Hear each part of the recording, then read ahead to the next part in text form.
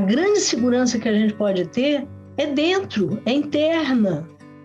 É interna, é uma boa alimentação, é um bom sono, é um exercício para movimentar, para oxigenar, mas é um pensamento que construa uma base boa para a gente ser feliz, não para ser vítima.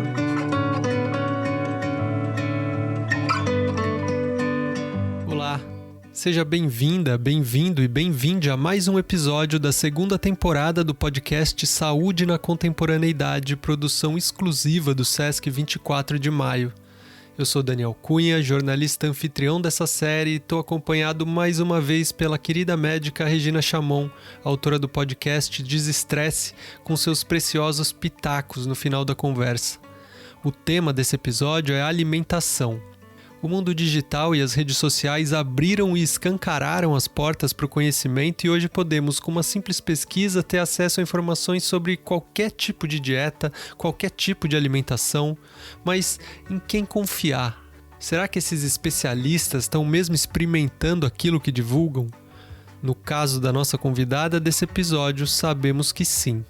Eu estou falando de Sônia Hirsch, jornalista e escritora focada em promoção da saúde, que já escreveu mais de 20 livros e desde o início da sua jornada com alimentação saudável, se propõe a ser um laboratório vivo, testando e compartilhando com as pessoas interessadas tudo o que vem aprendendo nas suas pesquisas. Em nossa agradável conversa, tentamos extrair um pouco do que de mais precioso ela vem encontrando em todas essas buscas e experimentos. Aproveite! Sônia, primeiro, muitíssimo obrigado por ter aceito o convite do Sesc para conversar um pouco com a gente sobre alimentação e sobre tudo que você vem aprendendo ao longo do tempo e que a gente está curiosíssimo para ouvir mais e aprender um pouco. Um prazer, Daniel. Um prazer estar com vocês. O Sesc realmente é a mãe da gente, né? É o que dá trabalho para os artistas e para certos artistas, escritores que nem eu. Sônia, para começar, eu queria te perguntar um pouco sobre você, mesmo porque você passa a impressão com o seu trabalho e com a forma como você se expressa no mundo de ser um laboratório vivo, assim, alguém que experimenta diretamente aquilo que transmite. Eu queria saber primeiro como e quando foi que você virou essa chave, assim, de que priorizar a saúde era uma coisa importante. E também ouvir misturada essa resposta, se priorizar a saúde também pode ser feito de uma forma sem virar uma obsessão, sem virar o centro da vida. Porque nesse aspecto, assim, como jornalista, e eu também sou jornalista, assim, a gente mergulha, né? A gente vai pesquisando e a gente se afunda, então aquilo vira muito importante e aquilo permeia toda a nossa vida. Mas na hora que a gente vai conversar com as pessoas que estão em casa, que reconhecem que a saúde é muito importante, talvez elas não precisem dar os mesmos passos que a gente deu, né? Queria ouvir um pouco isso de você. As duas coisas estão muito conectadas. Eu mudei minha alimentação aos 29 anos, que é a época do regresso de Saturno, segundo a astrologia, e eu gravo muito isso porque é sempre um momento em que a gente pode se renovar, né? Dar um grande giro. Eu comecei a trabalhar com 17 anos, eu não fiz faculdade. Na época que era para ir para a faculdade, elas estavam sob intervenção militar, especialmente a que eu queria, que era Sociologia e Política. E aí eu circulava no ambiente teatral e de shows, e na Última Hora em São Paulo, e aí um dia escrevia para um jornal de Campinas, e já estava ganhando meu dinheiro. E um dia o Inácio de Loyola Brandão me disse: vem cá, você quer um emprego mole? Falei: quero. Aí ele me indicou para editar um jornal português antissalazarista, e eu fui.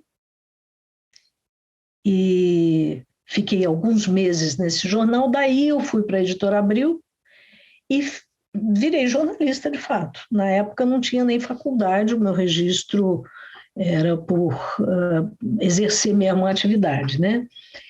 E aí, como jornalista, eu comia qualquer coisa na rua. Então, embora a comida na casa da minha mãe fosse muito boa, muito saudável, na rua não era. Era aquele galeto com farofa, com batata frita, com molho vinagrete, com suco de laranja.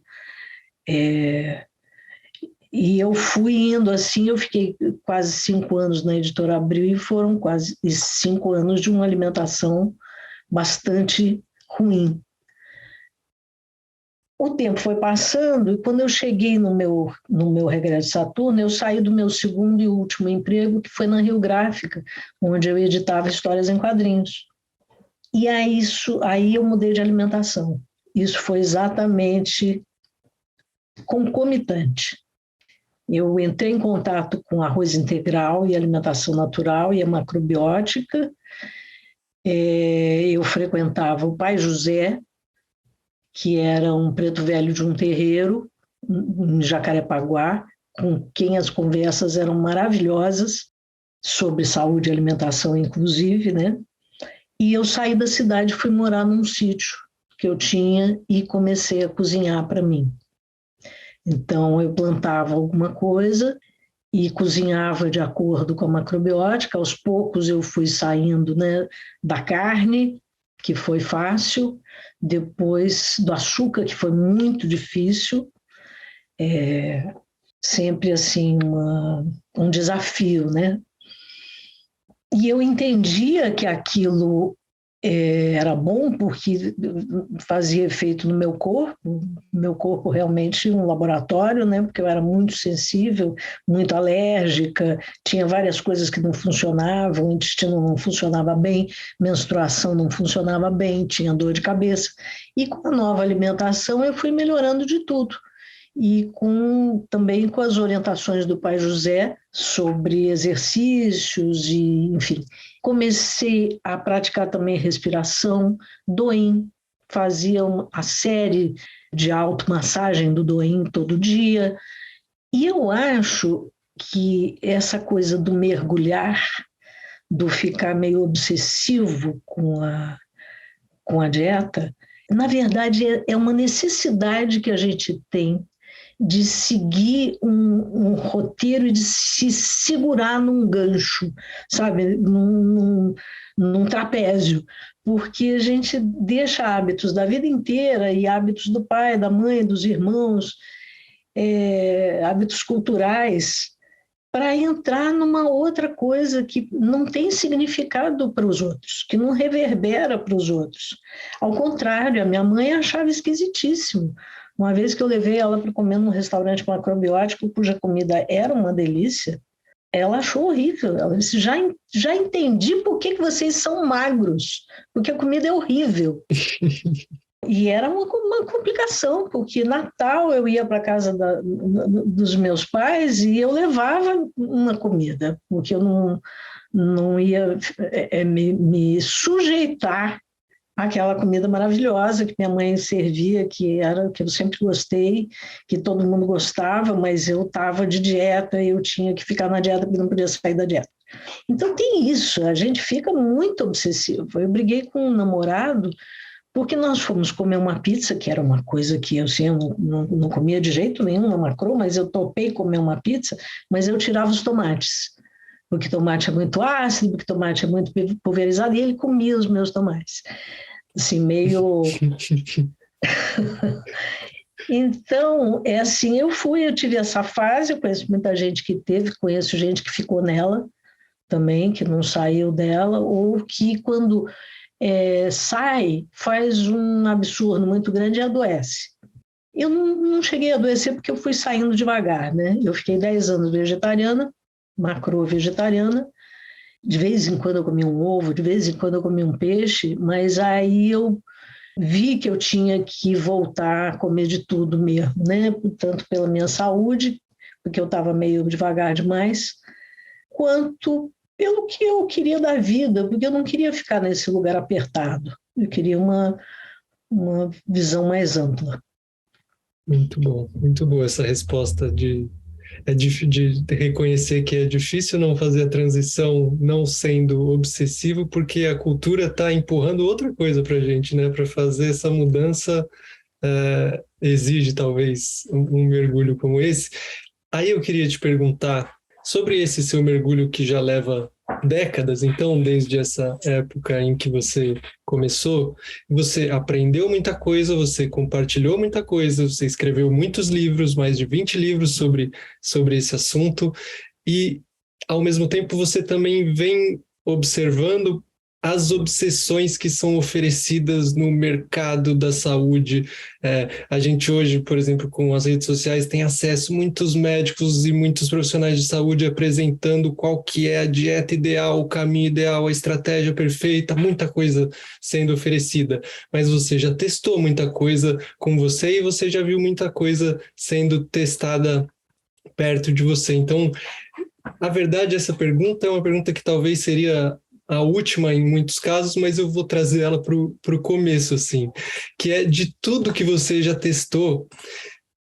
Imagine assim, que você tenha uma sobrinha que mora longe ou uma neta que mora longe que você não vê muito, e aí de repente hoje ela vem para você, ela tem uns 15 anos, 16 anos, ela fala, olha, eu descobri que saúde é muito importante e eu quero fazer coisas para melhorar a minha saúde, coisas que eu vá levar para a vida. O que é que você aprendeu de mais importante que eu poderia fazer agora? Assim, algumas dicas de ouro. Olha, a primeira de todas é o açúcar. Acho que se a pessoa só puder mudar um hábito, que seja o de botar açúcar nas coisas.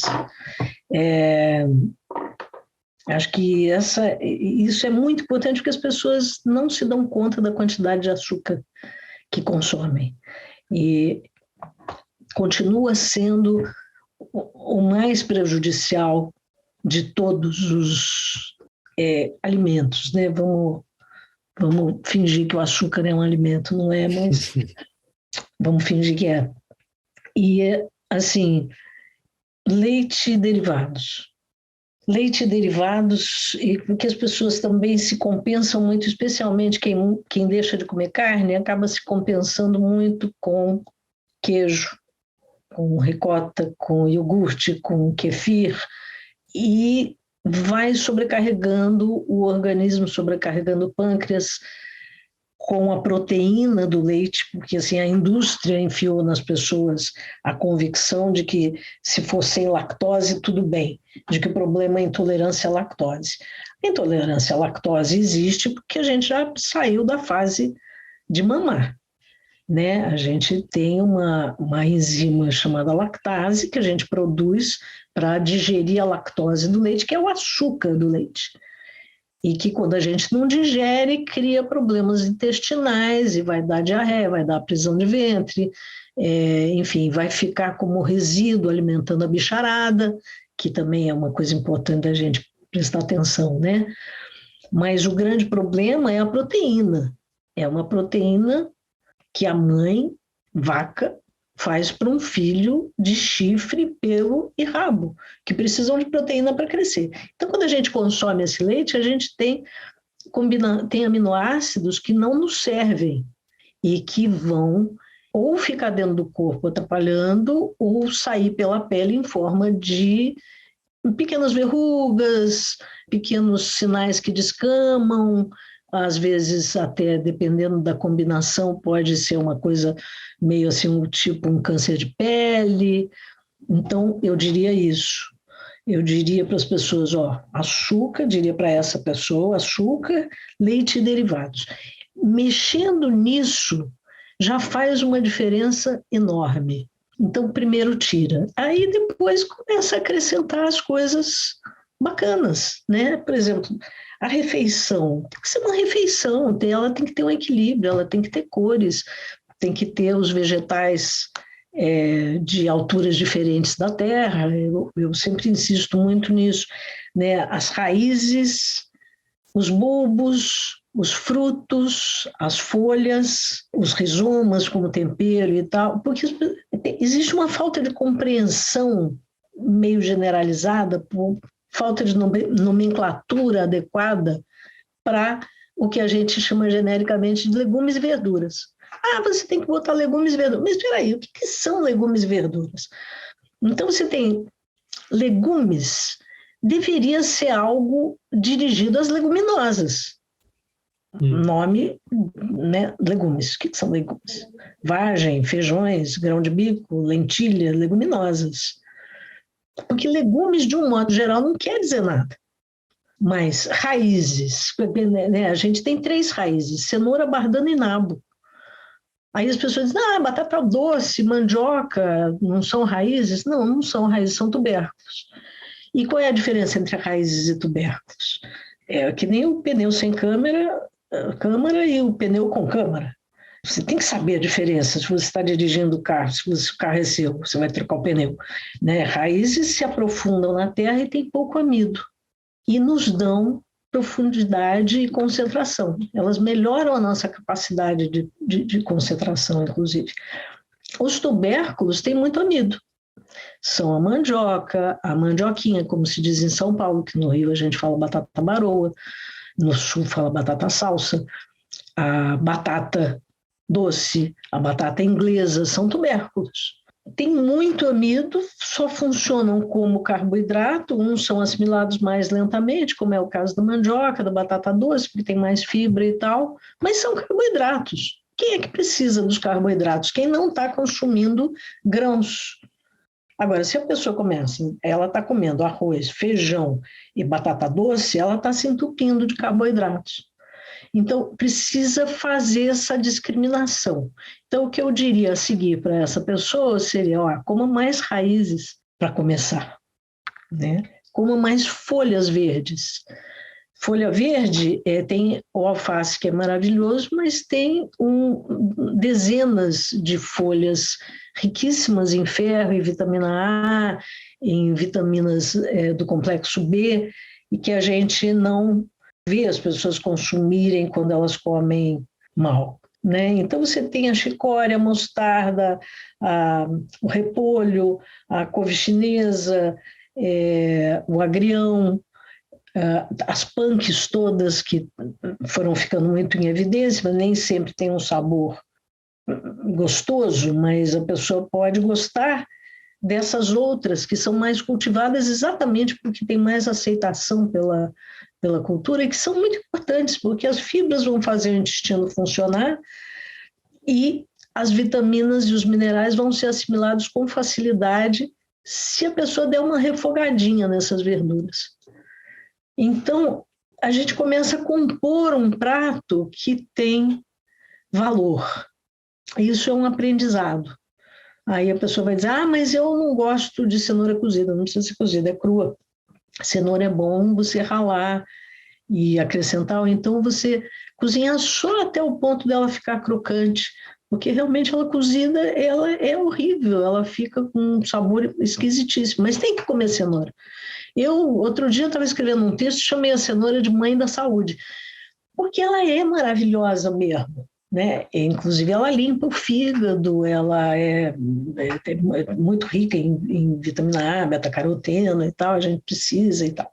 Eu iria por aí, tirando e depois tentando fazer a cabeça para incluir coisas boas.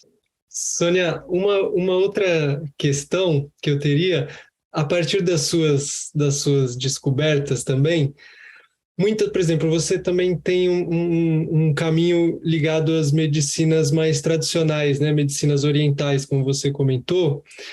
Por exemplo, na medicina Ayurveda se coloca essa ênfase nos doshas, né? Em diferentes constituições físicas, e essas constituições, então, sendo parâmetros para que a gente possa se alimentar, que a gente deveria se alimentar mais de algumas coisas, menos de outras. Queria saber da sua experiência, como que isso funciona, assim, se você percebe isso com clareza também no seu corpo e nos seus estudos, ou se é algo que você não dá tanta importância assim? Eu dou muita importância, mas eu não tenho intimidade com a Ayurveda. Eu tenho intimidade com a medicina tradicional chinesa, que vai perguntar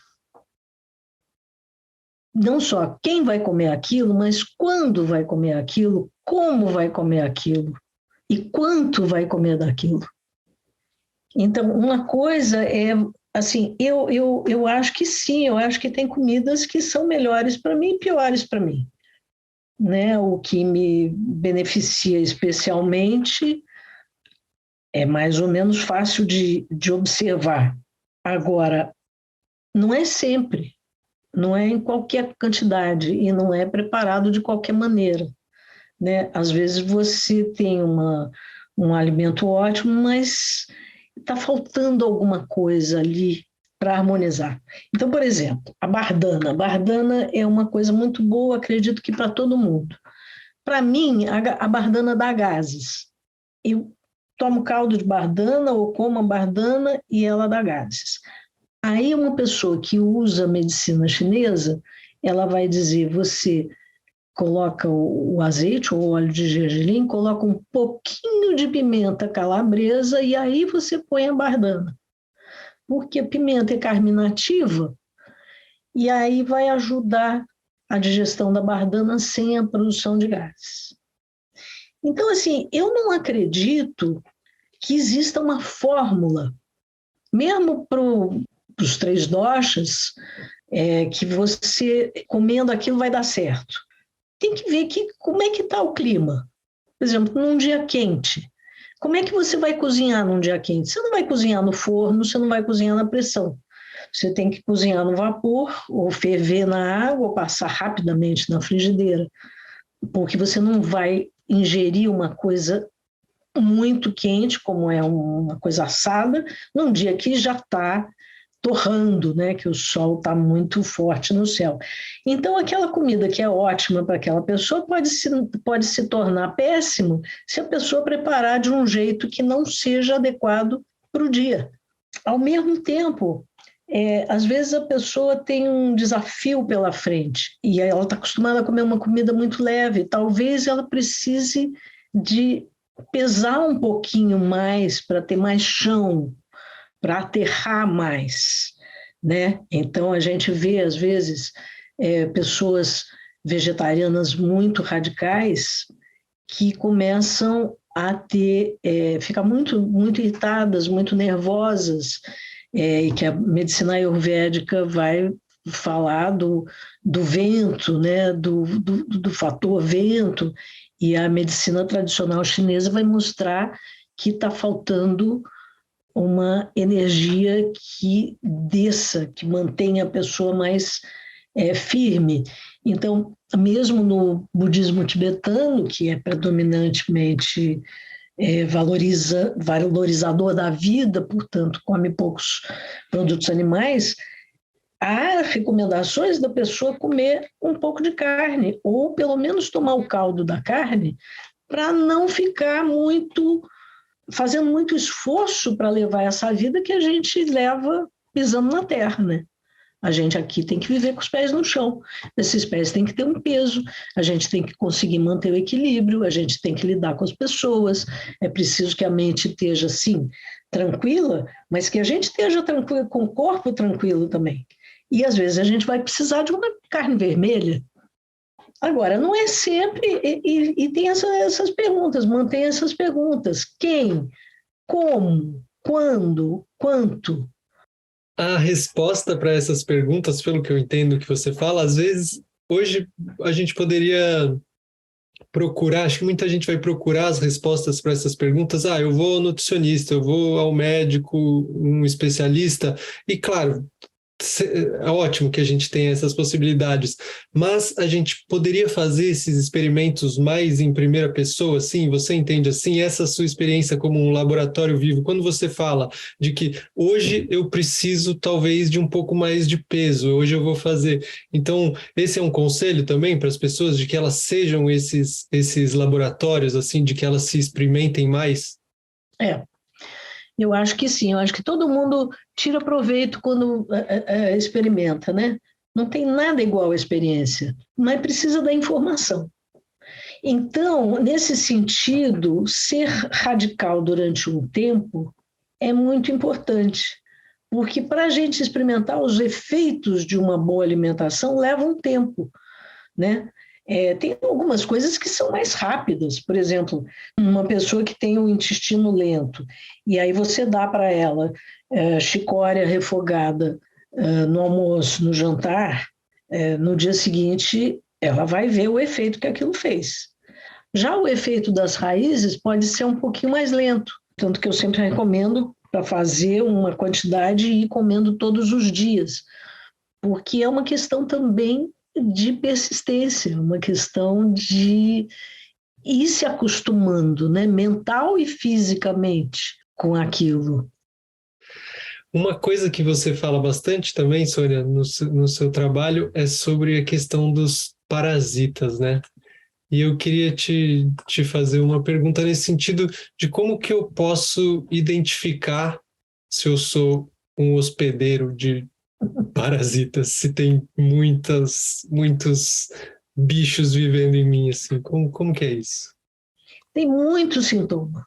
Tem muito sintoma. O elenco de sintomas é enorme, porque você tem desde os sintomas digestivos até os sintomas psíquicos. Todos nós hospedamos parasitas, assim como na sua casa, de vez em quando, entra um voador, uma baratinha, uma formiga, uma coisa que você mora no mato, que nem eu, tem muito bichinho que pode entrar, mas não fica. Com a gente é a mesma coisa. A gente está o tempo todo sujeito a agentes potencialmente nocivos. Por exemplo, né, o bacilo da tuberculose, ele está aí na poeira das ruas. Então, duas pessoas respirando a mesma poeira, uma vai desenvolver tuberculose e a outra não. 2 pessoas, 10 pessoas, algumas vão desenvolver uma parasitose crônica abusiva, vamos dizer, que produz muito sintoma, e outras não. Em outras, aqueles bichos vão passar e, assim, se ficar, é de uma forma inocente, praticamente. Por quê? Porque o sistema imunológico da pessoa está atuante. Se o sistema imunológico da pessoa está atuante, é porque essa pessoa, de alguma forma, seja psiquicamente, seja fisicamente, ela consegue ser forte, ela consegue ter defesas. Não precisa ser fisicamente, a gente dá muita importância à matéria e a gente pensa pouco nas nossas estruturas psíquicas para nos defender, né? Então você vê, por exemplo, numa situação em que se diz que tem um perigo à solta, tem alguém andando armado pelo bairro. Imediatamente todo mundo fica com medo e imediatamente o sistema imunológico já vai responder menos porque o organismo está ocupado com aquele medo, está ocupado liberando adrenalina e aí tudo muda lá dentro. Agora, se uma pessoa escuta isso e diz, mas quem? Onde? Cadê? Vamos ver, vamos juntar aqui, vamos pegar farolete, vamos atrás. É outra atitude. Então, uma coisa que me causa uma dor muito grande é ver como as pessoas têm medo de qualquer coisa. E a gente tem hoje uma medicina que usa esse medo das pessoas. Então, as pessoas têm que fazer muitos exames, as pessoas têm que ir muito a médico, têm que fazer muita coisa, e ficam vivendo em torno das possíveis doenças. A gente tem uma medicina que faz até diagnóstico precoce. Precoce é precoce. O médico não pode saber se aquilo vai se desenvolver ou não. Precoce é precoce. Então, acho que é muito importante alertar as pessoas para o fato de que a grande segurança que a gente pode ter é dentro, é interna. É interna, é uma boa alimentação, é um bom sono, é um exercício para movimentar, para oxigenar, mas é um pensamento que construa uma base boa para a gente ser feliz, não para ser vítima. Porque o que nós estamos vendo é um monte de gente abaixando a cabeça para virar vítima de qualquer coisa. E eu não estou falando dessa epidemia, não, eu estou falando de tudo. Porque é muito miojo. As pessoas vão, sabe, comendo biscoito recheado e miojo. e não cuidam de si, aí vão para o médico, aí vão para a UPA, aí interna para botar no soro, aí tomam leite, por exemplo, né? A gente sabe que a intolerância ao leite é muito grande. Por que não se fala nisso? Você vê a publicidade que tem a intolerância ao glúten, que para mim é uma coisa assim ainda questionável, porque eu acho que ninguém come glúten sozinho, todo mundo come glúten com farinha, com fermento, com gordura, e quando não tem censura nenhuma, vai lá naquela padaria maravilhosa e compra de tudo, né? De tudo. Então é biscoito, é lasanha, é croissant, e, enfim, come muita coisa que é muito aditivada. Agora, o glúten mesmo, tudo bem, pode ser até nocivo. Para mim não é. Não tenho nenhum problema com isso.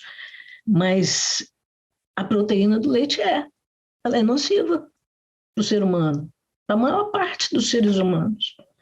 Isso já cansou de ser demonstrado, mas não tem interesse, ao contrário, tem interesse em vender mais produtos lácteos. Então, nós estamos assim, emparedados por uma indústria muito poderosa, muito rica, que é a indústria alimentar, por uma outra indústria muito poderosa e rica, que é a dos refrigerantes, e por aí vai, né? Então, as pessoas acreditam muito nessa informação e não tem, na maior parte das vezes, uma independência para pensar diferente ou para modificar as coisas. Eu canso de ouvir nas minhas aulas as pessoas dizerem assim, mas eu não sou ninguém sem o meu café com leite de manhã. Hoje você já tem os substitutos no mercado, mas são caros. Leite de castanha, leite de amêndoa, né, esses leites de oleaginosa são mais caros. Para a pessoa, para fazer em casa, também sai caro, embora sejamos produtores, exportadores. Então, elas continuam no leite. Agora, a gente tem uma sorte aqui no Brasil de que em muitos lugares come-se bem e come-se dentro de outros parâmetros. As pessoas não tomam leite. Por exemplo, no Nordeste, é muito comum as pessoas não tomarem leite. E de manhã as pessoas comem comida, né? São outros parâmetros. Eu acho que também que essa nossa forma de almoçar, que a gente tem um almoço farto, né? Não é um lunch como os dos americanos, que é um lanche mesmo, né? Um sanduíche, uma coisa. Aqui tem uma comida, tem um arroz, feijão, uma couve, uma abóbora, um inhame, um pedaço de carne, que é uma comida saudável, mas o que interessa é que a gente passe a comer ultraprocessados. E coisas como, enfim, já estão fazendo carne vegetal há muito tempo, você vê no supermercado um monte de imitações de coisas, uma coisa que tem gosto de outra e que diz que é do futuro, né? O próprio Atlas da Alimentação mostra que o Brasil já está fazendo a passagem de uma comida de verdade para uma comida superprocessada. Agora, é maravilhoso que a gente tenha aqui no Brasil movimentos como o da Bela Gil, por exemplo, que está aí na linha de frente da divulgação de uma comida de verdade, né? Que a gente tenha o slow food, que a gente tenha outras pessoas maravilhosas, como a Neide Rigo, por exemplo, que não tem nenhuma linha nem vegetariana nem vegana, ela faz de um tudo, mas faz de um tudo de uma maneira boa e explica para as pessoas. Mas vamos ver, acho que é uma queda de braço. É uma queda de braço com um oponente pesado, como você falou, né, que tem muito poderoso, e a gente tem o conhecimento, a possibilidade do conhecimento e as nossas escolhas, e um pouco do que a gente está fazendo aqui ao conversar sobre isso é tentar levar isso para as pessoas. Sônia, quando a gente falou dos parasitas e você falou do medo, eu também fiquei sentindo falta só de a gente tentar oferecer para as pessoas Você falou que é possível, muito provavelmente a gente tenha muitos parasitas convivendo com a gente, mas se tem algum caminho de diagnóstico e coisas simples que a gente pode fazer para abordar isso, assim, como alcalinizar o nosso organismo ou proteger o nosso organismo desses parasitas que podem estar causando esses sintomas todos? Então, a primeira coisa é a informação, né? que assim, até disponibilizei os primeiros 15 capítulos do meu livro Almanaque de Bichos que Dão em Gente no meu site, que é o soniair.com.br. Clicando na capa do livro, aparece uma outra página com os links para esses 15 capítulos, onde as pessoas podem tomar consciência do que são esses bichos, de onde eles atuam, dos sintomas que eles produzem. Eu só não liberei a parte de tratamentos para não me complicar, porque senão a pessoa começa a fazer, me consultar, e eu não tenho essa disponibilidade, né? Nem essa competência. O caminho é o caminho de uma alimentação saudável, em que você inclua cores, folhas, raízes e as coisas de que os bichos comprovadamente não gostam. Por exemplo, eles não gostam de alho, eles não gostam de gengibre, eles não gostam de wasabi, que é aquela coisa do restaurante japonês, aquela verdinha. Eles gostam muito de açúcar. E uma alimentação muito rica em carboidratos vai favorecer a bicharada. Uma alimentação que deixe muito resíduo no intestino, que prenda um pouco o intestino, vai favorecer a bicharada. Então, é preciso que o trânsito intestinal esteja muito bom. Nesse caso, as folhas refogadas são muito importantes, e a gente já tem o hábito de refogar as folhas com um pouquinho de alho. Isso é muito bom. Tomar um chazinho digestivo depois da refeição. Aí eu vou falar um absurdo, mas eu vou dizer assim, em vez do refrigerante, você toma um chazinho de carqueja, você toma um chazinho de losna, porque isso vai beneficiar os órgãos, a digestão, vai ajudar a limpar o tubo digestivo e a eliminar o que precisa ser eliminado, porque se não tiver resíduo, o bicho não fica. E os bichos vão para todos os lugares do corpo, não vão só para o intestino, né? Limão. É muito importante botar limão na comida. Tem essa onda de tomar água com limão de manhã. Isso é bom, mas, enfim, a pessoa é a mesma ontem à noite ou agora de manhã. O importante é tomar água, porque precisa se hidratar de manhã e dar uma lavada no estômago. Se a água for quente, melhor ainda, porque vai ajudar a dissolver o muco que fica a mais no estômago, né? O estômago já tem um revestimento de muco para o suco gástrico não corroer as paredes, né? Mas tem o muco residual do que não foi digerido. Então, a água quente ajuda a botar isso para fora. Pode ser um chazinho, pode ser um chazinho que a pessoa goste, que faça bem para ela e tal. Agora, o limão na comida é essencial, especialmente para quem come carnes, porque o limão vai ajudar a controlar a taxa de ácido úrico, que sempre aumenta quando se comem carnes, né? Então, assim, a pessoa tem que ter um limão para usar todo dia. Tem uns chazinhos específicos, por exemplo, losna. Losna é um negócio maravilhoso e que não precisa ser chá também. Pega uma folhinha de losna, uma jarra de água filtrada, põe a folhinha lá dentro, deixa uns minutos, espreme, tira, aquela água fica impregnada do sabor da losna, que é amarguinho, e a pessoa vai tomando aquilo durante o dia. Se ela sentir que está com a barriga meio esquisita, isso é uma coisa muito boa de fazer. Tem algumas parasitoses que se podem identificar com uma certa facilidade. Por exemplo, a giardia. Giardia dá uma diarreia ou fezes muito soltas, meio amareladas, com um cheiro ruim. Às vezes com catarro, às vezes até com sangue. Mas no começo, tudo começa com um fedido. Então a pessoa foi passar um fim de semana num lugar e aí está indo embora e viu que está lá com argila, água de argila. Pega uma colher de sopa de argila, dissolve na água filtrada, tampa, vai dormir. De manhã, bebe aquela água. A argila vai ter assentado no fundo do copo e a pessoa bebe aquela água. É uma coisa maravilhosa. Ajuda muito a limpar também. Essa sintomatologia da giardia, ela é fácil de reconhecer. E a argila é um dos poucos remédios, vamos dizer assim, que efetivamente ajudam a combater. Outro é a hortelã.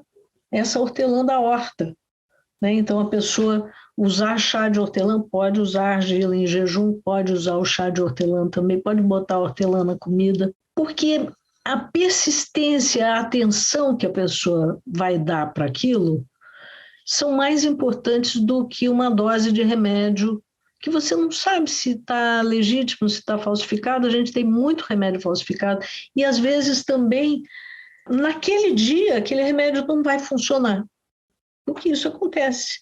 Agora, se a pessoa persiste no dia a dia, é diferente.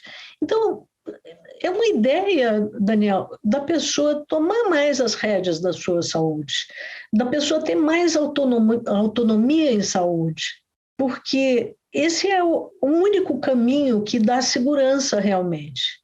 Sabe, a pessoa ficar fazendo um monte de exame, indo a um monte de médico, por conta de sintomas que muitas vezes ela nem consegue relatar, e as pessoas mentem para o médico.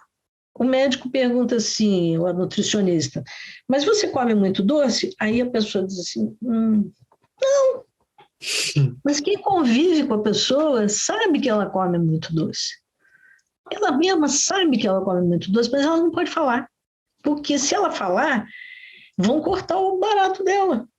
Então, tudo depende muito da própria pessoa, né? Quer dizer, nós falamos agora há pouco sobre esse emparedamento, sobre essa propaganda maciça e tal. Eu não acredito que o mundo vá mudar, mas eu acho que a pessoa pode mudar. Agora, ela tem que desenvolver a sua capacidade de mudar, né? Com informação, trazendo essa informação para a consciência e depois tendo a disciplina de praticar. Até alcançar uma liberdade em que um dia ela pode comer de um jeito, outro dia ela pode comer de outro, ela precisa passar por esse processo de disciplina, de saber o que é que uma boa alimentação, dentro realmente dos parâmetros de saúde, faz por ela. Porque aí, tendo essa consciência, quando ela vai saindo muito, ela volta. Viajou, comeu de tudo, mas uma hora ela percebe que está fazendo falta um outro tipo de coisa, né? Perfeito. Eu só queria pedir um último esclarecimento assim, sobre a questão do açúcar, que eu já ouvi você falando em uma conversa também, sobre... o açúcar é difícil de as pessoas conseguirem cortar, né? Não é algo simples. Então, ainda que a sua recomendação seja muito certeira de que o açúcar faz mal, se há espaço também para alguma flexibilização, se o açúcar, ele também, eu ouvi você falando sobre o valor afetivo do açúcar, né, na convivência das pessoas, então se você puder falar um pouquinho sobre isso, só para quem está nos ouvindo não se desesperar. Olha, isso é uma ideia muito boa. Isso é uma ideia muito boa. Não se desesperar. Claro que cabe. Você não vai deixar de comer um bolo de aniversário do sobrinho. Você não vai enjeitar aquela mousse de chocolate que sua namorada quer dividir com você, porque ela não quer comer tudo. Eu acho que tem que ter essa flexibilidade. O Hipócrates já dizia que dietas muito estritas são ruins, porque quando a pessoa faz um excesso, o efeito vai ser muito pior. Então, que não é bom fazer dietas muito estritas. É bom você comer alguma coisa assim, alguma coisa extraordinária de vez em quando, uma coisa que você não põe no seu dia a dia, por exemplo, sobremesa. Sobremesa é dispensável se a comida é uma comida leve, com bastante vegetais. A boca não fica pedindo, o estômago não fica pedindo. A sobremesa é mais necessária quando você vai para um banquete romano, que tem aqueles javalis assados, aquelas coisas todas, aqueles vinhos, enfim. Depois precisa de algumas coisas doces para gerar uma reação ácida, para ajudar a digestão. Na verdade, nos banquetes romanos, as pessoas comiam e vomitavam, comiam e vomitavam, comiam e vomitavam. Uhum. Mas, assim, a sobremesa, ela vem daí, né? Nunca foi uma boa política misturar o doce muito doce com salgado. Nem existia, porque a gente passou a ter o açúcar refinado há pouco tempo, historicamente falando, né? No ano de 1600, um boi gordo e meio quilo de açúcar custava a mesma coisa. Então, você vê o preço que a carne está hoje, quanto que seria esse meio quilo de açúcar. Então, eu acho, assim, que a gente precisa ter, sim, uma flexibilidade. E a medicina chinesa, ela diz que o açúcar alivia certos desconfortos. Eu percebo isso como uma verdade, porque tem hora que eu preciso meter o pé na jaca. E aí eu meto o pé na... E assim, enquanto não satisfaz aquilo, eu sinto que eu não posso parar. E aí depois o que você faz? Você no dia seguinte conserta. Você toma um chá de amora, você come uma ameixa salgada japonesa, aquela umeboshi, você bebe mais água, observa os efeitos daquilo, dá graças a Deus daquilo não ter te feito mal, ou às vezes você pode notar que está mais devagar, que o pensamento está custando para chegar, mas só a consciência disso já permite que a gente modifique as coisas. Porque o poder da mente é muito grande, o poder da palavra é muito grande também. Então, não tem nenhum problema em ter flexibilidade. A pessoa tem que ir de acordo com o seu ritmo, com a sua compreensão, com a sua aceitação, né? E não adianta forçar, porque ninguém fica bom se não gostar da dieta. Perfeito. Dieta sem dieta, né? É um termo que eu ouvi de você e que eu acho genial. Porque é uma dieta, mas não é uma dieta no sentido de ser algo restrito, de ser algo que esteja nos privando das coisas de um jeito muito rígido, né? É uma dieta sem dieta, é uma dieta flexível, sim. É uma dieta de escolhas. É uma dieta, mas é uma dieta com escolhas, né? Em que você pode experimentar. Porque o pior que pode acontecer é nada. Porque o dia passa, começa outro dia, a gente começa tudo de novo. A gente vive muito assim, a cada dia, né? Então, também não adianta se apegar a uma perfeição, porque ela muda. Tudo que fica perfeito num determinado momento, no momento seguinte começa a ficar imperfeito, né? Então, tudo está em movimento, tudo muda o tempo todo, a gente também. Agora, o que eu aprendi com a macrobiótica, eu nunca esqueci. Então, quando eu preciso, eu volto para aquela simplicidade.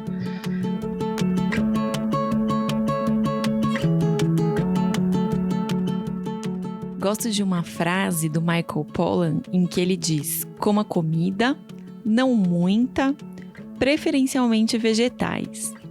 As falas da Sônia ao longo desse episódio me lembram muito dessa frase. Trazer comida de verdade para o nosso dia a dia, dessa que a natureza nos oferece. Aquela parecida com comida de vó. Pelo menos a da minha avó era assim. Para mim, essa conversa de hoje me instiga a ser uma cientista de mim mesma. Observar o que os alimentos fazem com o corpo, mas também com a mente e também com as nossas emoções. Observar a individualidade do efeito de cada comida em cada pessoa. A Sônia nos faz esse convite muitas vezes e sob diferentes falas. O que cada alimento faz comigo, a cada tempo e em cada tipo de preparo. Com as informações que vêm de fora, de profissionais que trabalham com a alimentação, mas também com as informações que vêm de dentro, do efeito que a comida traz para cada um de nós. É com essa soma de informações e observações que aprendemos qual a melhor maneira de nos nutrirmos, sem moda, sem tendências, sem exageros de nenhuma sorte. Gosto de quando a Sônia fala dos bichos que nos habitam. Cada um de nós é um ecossistema todinho. Dentro de nós, na boca, nos intestinos, nos muitos recônditos escondidos do nosso corpo, habitam sim muitos bichos. Bactérias, vírus, fungos, uma sorte imensa de companheiros para a nossa saúde. Boa parte deles são parceiros, produzem neurotransmissores, ajudam a regular o sistema imunológico. Estes não nos trazem problemas, não. O problema grande vem quando esse ecossistema desequilibra, quando os bichos companheiros diminuem e aumentam os bichos que não são tão nossos parceiros. Isso a medicina contemporânea chama de disbiose. E adivinha aí o jeito bom de regular essa turma que vive dentro da gente? Comida de verdade. É isso que alimenta a nossa flora boa e diminui nossa flora prejudicial. Algo que me tocou no que a Sônia fala é sobre a persistência. Hábitos alimentares não mudam do dia para a noite. E os efeitos de alguns alimentos também levam um tempo para serem percebidos. Quantas vezes a gente resolve comer diferente, faz isso um dia, ou faz isso até uma refeição só, e daí já conclui, não, isso aqui não serve para mim. Bom, pensa aí num copo de água barrenta. É preciso de um tempo para que o barro sedimente e a água fique clara, não é? Talvez com a alimentação seja a mesma coisa.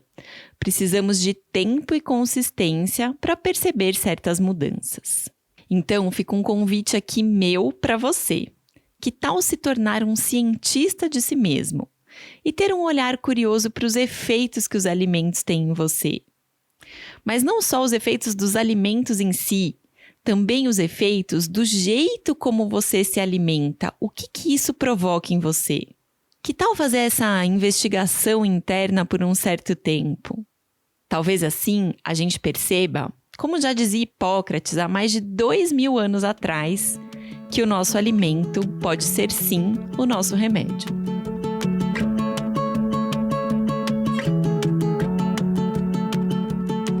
Sônia, eu quero agradecer muito. Assim, você já nos deu infinitas recomendações aqui nessa conversa. Eu não sei se tem algo mais que você gostaria de dividir com as pessoas como um recado final, assim, como algo que você não gostaria de perder a oportunidade sempre que você tem a chance de falar diretamente com as pessoas, de falar. Eu acho que você já falou bastante coisa. Fique à vontade, assim, se você quiser trazer mais alguma coisa. Eu vou repetir uma coisa que eu já falei. Eu acho que a gente tem que se fortalecer internamente. Eu acho que tem que fortalecer a nossa convicção, a nossa capacidade de nos liderar. Sabe? Uma pessoa que se lidera, uma pessoa que se conduz, que toma as rédeas da sua vida. Eu acho que a gente precisa disso. Eu acho que a gente precisa de mais autonomia em saúde, né? Então, seria esse o meu recado e o meu desejo para todos os ouvintes de todas as idades. Quer experimentar? Experimenta. Observa e se responsabiliza pela experiência e colhe os bons frutos da experiência. Porque mesmo que a experiência seja ruim, isso é um bom fruto. Porque foi experimentado, não foi temido, não foi evitado, não vai ficar na sombra. Muito bom. Muito obrigado, Sônia, pelas palavras, pelos conselhos, pela sabedoria. A gente aproveitou muito ouvindo você, tenho certeza que quem está com a gente também. E nós do SESC te agradecemos. Quem sabe nos encontramos numa próxima. Muito obrigada, Daniel. Te agradeço muito o convite.